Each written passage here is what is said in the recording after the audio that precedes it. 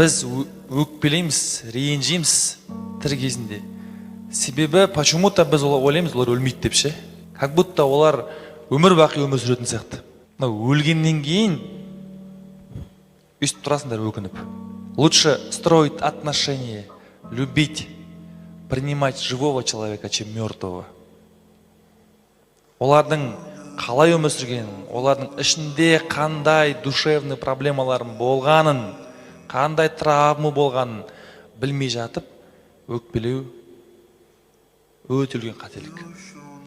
Әркім өзінің қолынан келгенше, әр ата-ана өзі білгенінше, қолынан келгенше баласы үшін істей алатын нәрсесін істейді. Егер одан артық оған істеуге бұйырмаса, ол істей алмайды ол нәрсені. Сендер ата-аналарыңа бір претензия, өкпе болу арқылы Құдайға сондай претензия, Құдайға сондай өкпе. Оларды қабылдамаған сайын өздеріңді қабылдамайсыңдар. Әкеңді қабылдамасаң, жартылай инвалидсің. Шешеңді қабылдамасаң, тоже самое.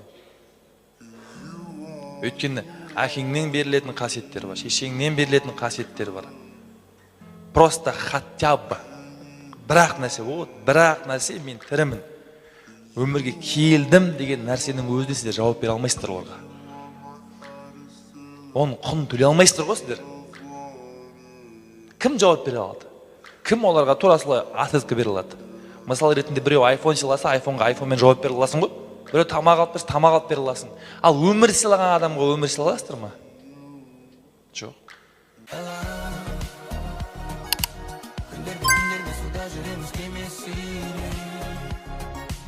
Bәріміз